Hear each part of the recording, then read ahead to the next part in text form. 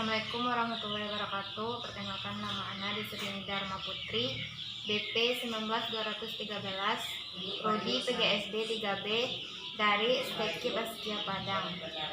Dengan dosen pengampu Ibu Tessa Cahyani, pembelajaran perkembangan belajar peserta didik.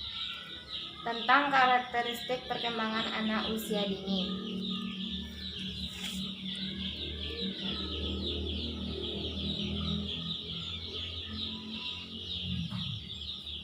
Karakteristik perkembangan anak usia dini.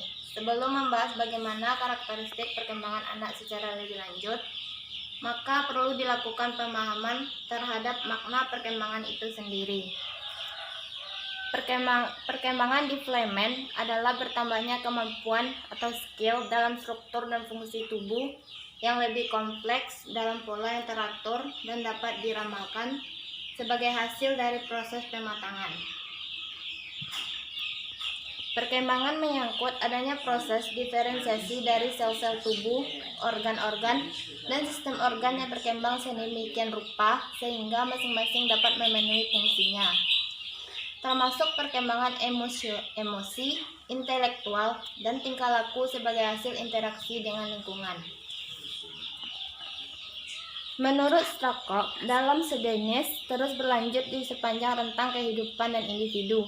Secara umum, anak usia dini dikelompokkan dalam usia 0 sampai 1 tahun, 2 sampai 3 tahun, 4 sampai 6 tahun, dan karakteristik masing-masing sebagai berikut. Yang pertama, usia 0 sampai 1 tahun. Mempelajari keterampilan motorik mulai dari berguling, merangkak, duduk, berdiri, dan berjalan. Yang kedua, mempelajari keterampilan menggunakan panca indera seperti melihat, mengamati, meraba, mendengar, mencium, dan mengecap dengan memasukkan setiap benda ke mulutnya. Yang ketiga, mempelajari komunikasi sosial. Bayi yang baru lahir telah siap melaksanakan kontak sosial dengan lingkungan. Komunikasi responsif dari orang dewasa akan mendorong dan memperluas respon verbal dan non-verbal bayi. Yang kedua, usia 2 sampai 3 tahun. Yang pertama, sangat aktif mengeksplorasi benda-benda yang ada di sekitarnya. Dia memiliki kekuatan observasi yang tajam dan keinginan belajar yang luar biasa. Yang kedua, mulai mengembangkan kemampuan berbahasa, diawali dengan bercelote, kemudian 1-2 kata, dan kalimat yang belum jelas maknanya. Yang ketiga, mulai belajar mengembangkan emosi. Perkembangan emosi didasarkan pada bagaimana lingkungan memperlakukan dia. Yang ketiga, usia 4 sampai 6 tahun. Yang pertama, berkaitan dengan perkembangan fisik. Anak sangat aktif melakukan berbagai kegiatan. Yang kedua, perkembangan bahasa juga semakin baik. Anak sudah mampu memahami pembicaraan orang lain dan mampu mengungkapkan pikirannya dalam batas-batas tertentu, seperti meniru, mengulang, dan pembicaraan. Yang ketiga, perkembangan kognitif atau daya pikir yang sangat pesat, ditunjukkan dengan rasa ingin tahu anak yang luar biasa terhadap lingkungan sekitar. Selanjutnya, karakteristik perkembangan anak usia dini dapat dilihat dari beberapa ciri khas, yaitu yang pertama, perkembangan jasmani, fisik, dan motorik. Perkembangan fisik dan motorik mengikuti pola perkembangan yang sama, yaitu hukum Church-Slowdal dan hukum Proximo-Distal. Oleh karena itu, perkembangan fisik dan motorik anak dapat diramalkan sebagai normal atau mengalami hambatan. Yang kedua, perkembangan intelektual.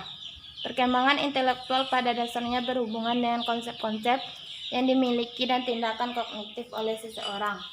Oleh karenanya, perkembangan kognitif seringkali menjadi sinonim dengan perkembangan intelektual. B. Perkembangan bahasa. Bahasa merupakan alat berkomunikasi yang tercangkup semua cara untuk berkomunikasi sehingga pikiran dan perasaan dinyatakan dalam bentuk tulisan, lisan, isyarat, atau gerak dengan menggunakan kata-kata atau kalimat, bunyi, lambing, dan gambar. Selanjutnya, perkembangan emosi. Setiap orang mengikuti pola perkembangan emosi yang sama, sekalipun dalam variasi yang berbeda. Variasi tersebut meliputi segi frekuensi, intensitas, dan jangka waktu dari berbagai macam emosi, serta usia pemunculan yang disebabkan oleh beberapa kondisi yang memengaruhi perkembangan emosi.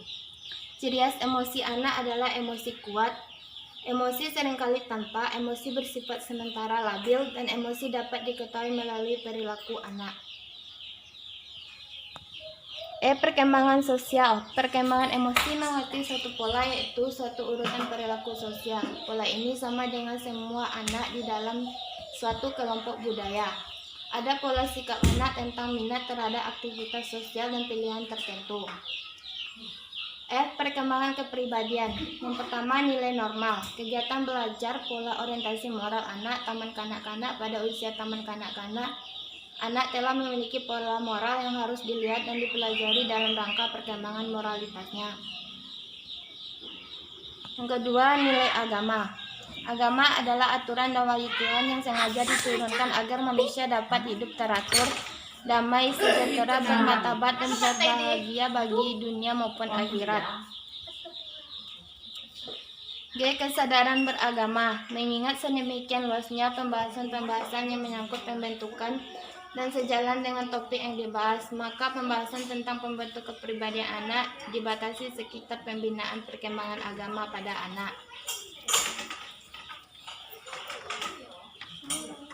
Orang tua harus menghadapi dan menanamkan agama pada anak semacam. Dalam hal ini, tentu saja orang tua harus mampu membatasi diri, tidak banyak memerintah, melarang, menyuruh, atau campur tangan terhadap apapun yang dilakukannya. Pada masa anak usia sekolah ini, sikap anak yang egosentris diganti dengan sikap objektif dan empiris berdasarkan pengalaman. Dan kelak pada usia 13-14 tahun, sikap tersebut berkembang jadi logis, rasional, emosionalitas anak menjadi semakin berkurang, sedang unsur intelek dan akal budi jadi semakin menonjol.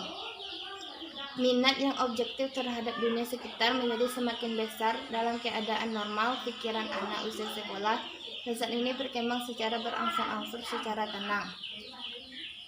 Di samping keluarga, sekolah memberi pengaruh yang sistematis terhadap pembentukan akal budi. Pengetahuan bertambah secara pesat. Dari iklim egosentris, anak memasuki dunia objektif dan dunia pikiran orang lain. Sampai disinilah presentasi dari anak. Assalamualaikum warahmatullahi wabarakatuh.